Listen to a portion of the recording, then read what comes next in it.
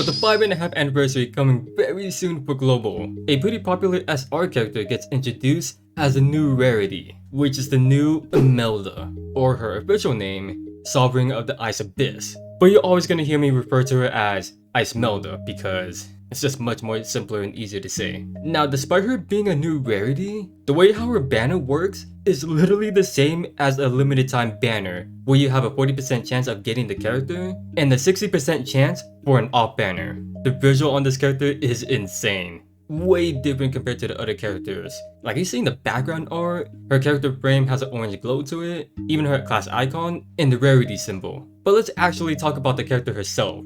She's a magic attacker that can be either cavalry or flyer that's part of the Empire, strategy, and time faction. Her talent increases her damage and isn't affected by melee penalty. At the end of action, she deals a small amount of AoE damage to 2 of her allies to apply Chain Whip. It applies many offensive buffs for 2 turns that cannot be dispelled and triggers every 2 turns. After she deals damage, she applies Cold to the enemy, which ignores immunity and cannot be dispelled. If she applies it again, they get frozen. Cold is a debuff where, if fighting Icemelda, their stats is reduced by 20% that lasts for 2 turns. When the enemy with Cold dies, her skill cooldown is reduced by 2. Whip Chain is basically SR Icemelda's 3C, without the mobility buff. Definitely one of the best offensive buffs in the entire game since you get so much damage out of it to buff her teammates or herself up. For once he does small AoE damage to a target and can choose one of 2 types of displacement effects. She can pull herself to the target that ignores immunity and movement type is considered flying, or she can pull the target towards her. Buff duration doesn't go down and can act again moving 3 blocks. Her 2C is a single target where she attacks first against enemy with Cold. Melee soldiers can attack with her, and when she kills, Cold gets applied to 2 enemies nearby. Her 3C has a passive that lets her be immune to her talent AoE damage if you are using Chain Whip on her. Afterwards, she buffs herself up for 2 turns. It's an AoE that teleports her and allies with Chain Whip within 3 blocks to the furthest point of the skill range. It also applies to Ice Cold terrain that only lasts for 1 turn, where if enemies pass through it, they take fixed damage that ignores immunity and gains Cold. Non-flying enemies consume 1 additional mobility when moving, and then the skill changes. The second part of the 3C, as the same passive, does a bit more damage applying the same terrain, but this one gives her a command where enemies within 3 blocks cannot act again that lasts for 2 turns. Then it changes back. With the way how her kit works, she will shine the most in PvP. Her gameplay is to set up her buffs, then go in first when the opportunity presents itself, launching with a 3C that can even freeze instantly if you're lucky with the tiles.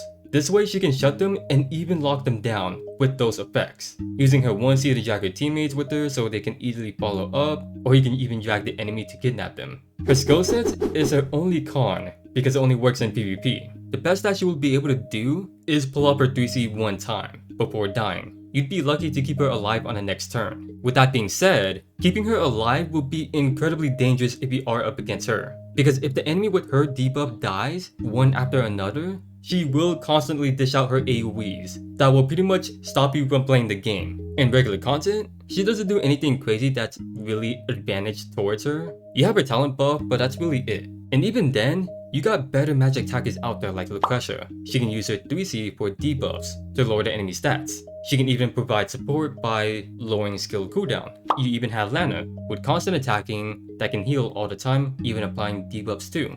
Icemelda's kit can be situational if you really need to slow down the enemies, but that's as useful as she can be. I will always say though, is if there's a character that you really like, then go for them. Don't let anyone else tell you otherwise. You should always play games in your own way and pace, if it means that you'll enjoy the game even more. 4 new equips got released. The weapon, before battle, if the target HP is above 80%, then the enemy's defense is lowered by 30%. A pretty nice option to use if you don't have the Crystal Stinger. It's really good on someone like Nemia. The armor, if HP is above 50%, defense magic defense is increased by 8%. If below 50%, then you heal 8% HP and have increased healing. It's pretty niche. Mages don't have like the best armor choices, but if only this thing had like innate HP increase, like some of the other armor does, then I can see this being really good. But since it doesn't have it, it's alright. The helmet, at the end of action, if there's no enemies within 2 blocks, skill damage and AoE damage gets increased for 1 turn. This thing is best in slot for any AoE attackers who can use it. It will be Icemelda's best helmet choice. The accessory has an all stats increase. At the beginning of the round, gains 1 immunity to 1 debuff that restores 20% HP when it gets triggered that cannot be removed. By the way, this is immunity to all debuffs in general, guys. It is quite insane. You can imagine how many people are gonna get their hands on this. Really amazing to counteract Awakener's debuff. Maybe it could be a good option to use as well if you don't have like the Overlord's badge. We only got one exclusive in this update. It's an armor for Roland. When switching forms, his buff duration does not decrease. If he has Edge of Insight and no damage has been dealt, he gets +2 mobility for 1 turn. If he has his other form, then he moves 2 blocks after attacking. A great exclusive for him, but he himself has a horrible kit. For the casting skills, first up is IBC. Can use the formation skill when there are 2 or less allies left. Honestly, that is kinda big. Seeing as how she relies heavily on those buffs to dish out a lot more of her kit, it's a great buff. Second is for Oldius. He does more normal attack damage. After attacking, he heals allies on his tiles. Okay, so yeah, like, one thing that's got me wondering about this is that why does he need more normal attack damage? At least that healing is really nice though. Third is for Zerida. If she has no soldiers, she can act again while getting +3 more mobility. That has a 2-turn cooldown. A huge improvement. Zerida always had a problem of taking way too long to set up, while being very easy to avoid. So with this, she no longer has that problem since she can just go in whenever that she wants, no longer having to wait. Last one is for Iris. Her healing is increased, and her talent buff gets an additional effect that removes 2 debuffs at the end of a turn. That is really good. Iris being one of the best SR healers that you can use, it's a real shame that she might not have a rerun. With some of the interesting banners that we should be getting, a wish banner that goes up to Angel and Nemia, a custom equipment banner, there are a few other interesting ones like a raid over Z2 and Grancio, Destiny banner with Adon Camo for Bonds and another with Lightbringer, but you can easily get them on a wish banner. There were these Valentine banners that CN got. I can't remember that if Global got these. I'm only mentioning it because I literally have no idea if we got them. So if we didn't, then maybe we'll get these banners, but who knows. Global can be unpredictable. And then the banner for Warham, Apotheosis, and Awakener. Awakener is such a huge deal to get. She's a character that everyone should have. As for the content we'll be getting, a share event, a hero bag that goes up to Patricia and Goon, an equipment bag that goes up to the OP Wings accessory, the battle pass that has the new equips, this new building for decoration, a crystal spending event to get the Elwyn and Leanna skin, along with many other rewards. Magic Tower Conquest that we should be getting much more later. You can expect all Anarchy and Casting stage unlocked with more value from Floating City, extra Sacred Realm stage rewards, and better daily missions, a new Gate of Fate that gives us a 3-time chance, so we can farm shards 27 times a day, and it will all last for 2 weeks. The way how CN got this was that they had a regular Gate of Fate before getting this new one. For us global players though, we will be getting the new one right away, but I'm not sure about the regular Gate of Fate afterwards. Although it would be pretty cool if they did. But we'll have to wait and see if they announce it.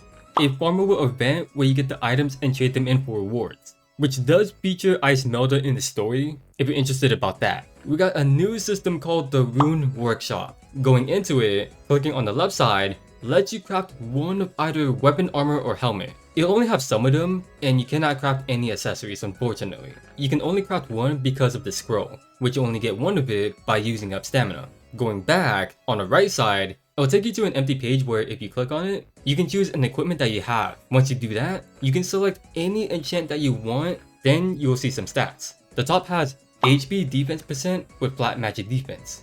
Middle has int and HP percent with flat defense. Bottom has attack and HP percent with flat defense as well. When you select what you want, you'll notice that you'll actually have to increase those stats by using these blue dice, which you get by spending stamina, until you finally max it out to how you saw it earlier. We're getting the best of 2 worlds with this, a free equipment and getting a good roll. I'm really glad that we have this, seeing as how getting good enchants are so horrendous. I kinda hope that they do this every anniversary. We should be getting this a week after the update, unless Global is nice and gives this to us right when the update drops. There were a few like little stuff that I didn't mention. It's really just minor stuff that CN got, like for example, a login event. For CN, it was a Chinese New Year, but maybe Global will get it. They could change it to maybe like a anniversary login event, but who knows. It's hard for me to say for sure because, as you guys should know, Global likes to do their own thing.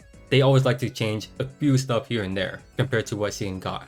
For the new skins, Icemelda and the Fairy Soldier Echo of Light, I really like this one. They even added the background art for her Echo Light. It looks really good. More stuff were added to this Echo Light, like having a title card and a text frame. From the crystal event, Elwyn and Leanna. You get Elwyn by spending 1 crystal, but for Leanna, you need to spend nearly 4,000 crystals. It is so ridiculous. I feel like hardly anyone spends that much. They will be rerunning tons of skins, like the Chinese New Year ones. Then, we will end things off with Polly's Matcha Lotto skin, her first skin that you can get legitimately. Alright, so that was about everything, if not most of everything, that the global side of Langrisser will be getting in this 5.5 anniversary. This entire update will last 5 weeks, and overall, I'm really excited. Icemelda will be a great addition for a lot of the PvP players. I really do enjoy her playstyle, and especially the visuals alone. They are just so incredible to look at. It's a huge different art direction. So yeah, I have a good feeling that the LLR characters are gonna have strong visual appearance. Even her Gate of Fate gets a huge rework. The enemies are actually strong, and as you progress through it, the art in the background gets updated until you can actually make it your own background in the homepage. They did a really great job introducing her. Quite the strong entrance too. Of course, I will be summoning for her, and then maybe some of the characters on the Wish banner too. There are a few characters that I would like to short up faster, since they are almost 6 stars. Then after that, I'm gonna save for the next major update for a character that I'm really looking forward to. I saw the character design and I think they look really cool, so I'm really hoping that the character I'm talking about is extremely good. But that's all I got. If you guys did enjoy this video, feel free to leave a like, subscribe if you want to see more, and feel free to let me know down in the comments how you guys feel about the 5.5 anniversary coming very soon global. Like, are you guys gonna summon for Icemelda, or you've been waiting for this day and age to finally get Awakener? So yeah, thanks for watching. Your fellow Z.